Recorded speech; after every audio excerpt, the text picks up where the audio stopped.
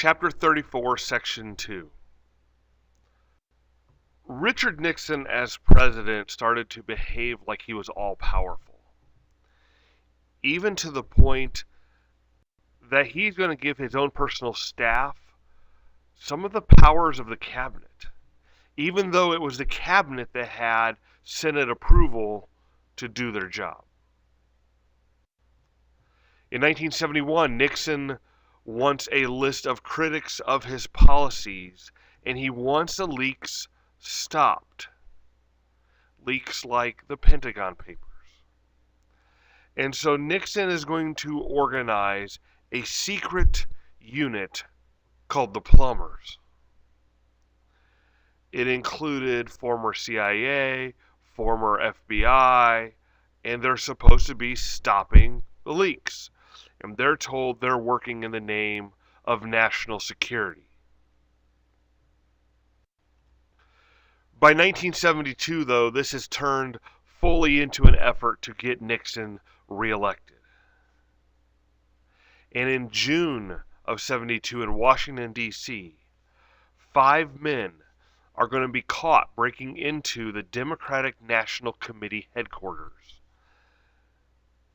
The DNC headquarters were located at an office and apartment complex known as Watergate. When these guys are caught, though, they didn't seem like normal burglars. They were carrying spy devices like wiretaps. And as they start questioning them, as they start looking into the payments these guys got, as they start looking into the background, they come to find out that these guys were paid for by Nixon's campaign organization, the Committee to Re-elect the President. When the White House is asked about this, they denied any involvement in this whatsoever, claimed it was some third-rate burglary attempt. 2 Washington Post reporters, though, Bob Woodward and Carl Bernstein, are going to start digging for the truth. There seems to be more to this story. And they're going to end up getting a high-level source that claims the White House and the Committee to Re-elect the President had hired about 50 agents to try to sabotage the Democrats in the election of 72. Woodward and Bernstein are going to protect their source and not reveal the source's name, and they give the source a code name, Deep Throat. There was a lot of speculation over the years on who Deep Throat was, and it comes to find out later on it was actually a guy by the name of Mark Felt. Despite all of this, Nixon's going to win the election of 72 by a landslide.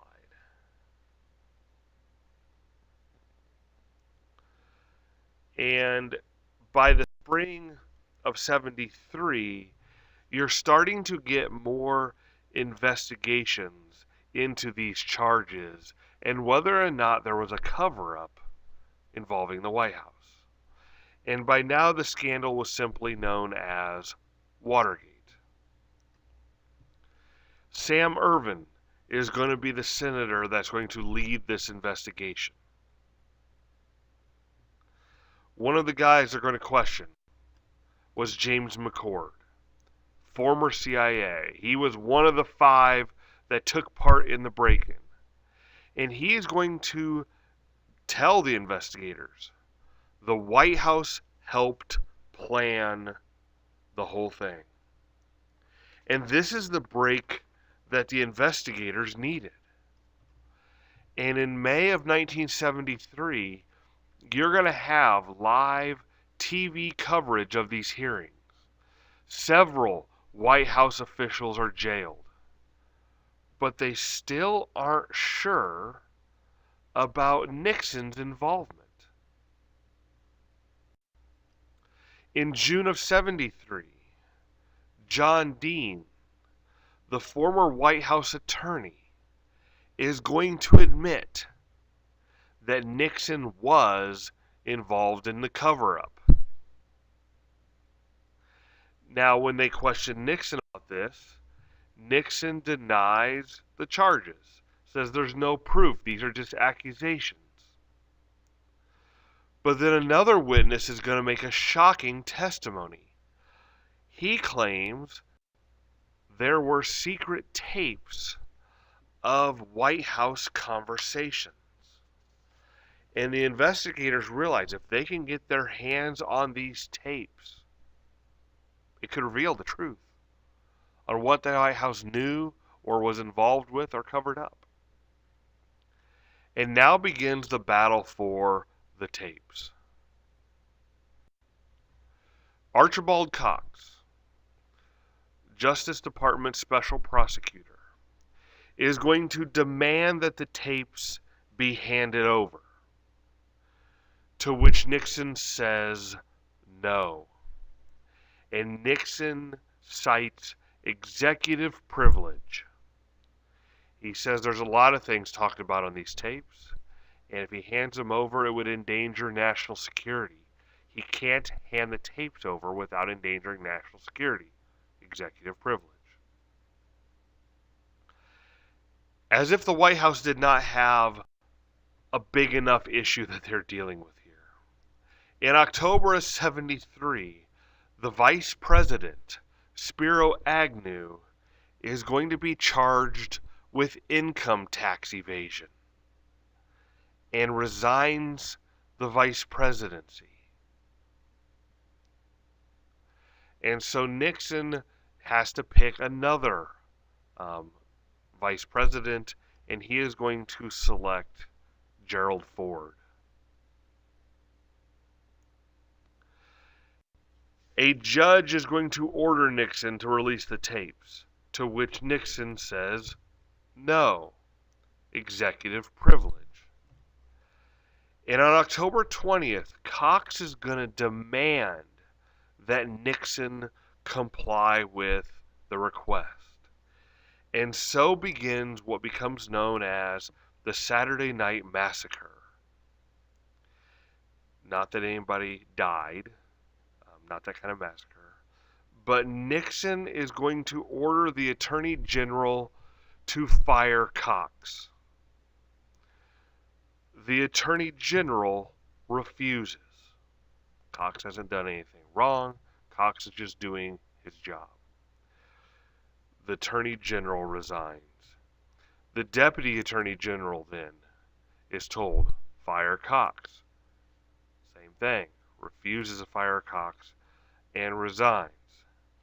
It finally gets down to whoever is next in line, whatever that position would be, to fire Cox. When people wake up the next morning, people are mad. People are mad. You look at Nixon's approval rating here, it's falling, and you start to hear people saying the words impeachment.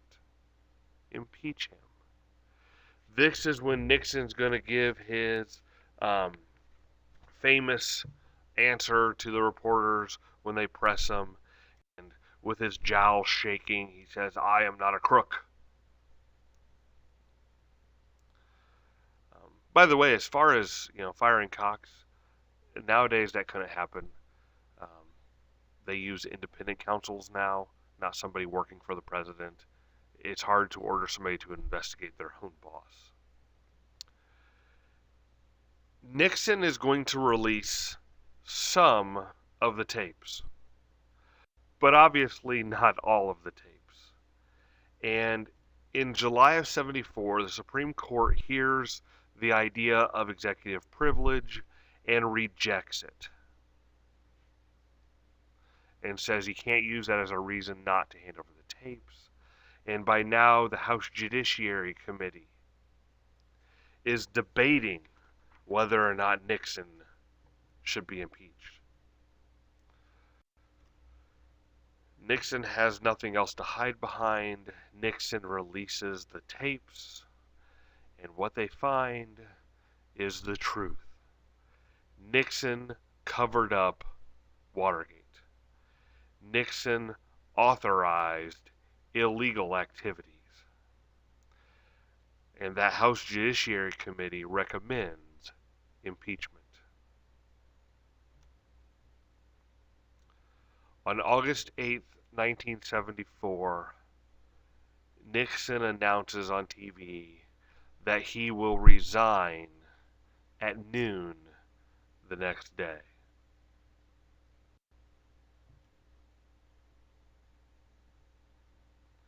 So on August 9th, 1974, Nixon leaves office. And the new president will be Gerald Ford.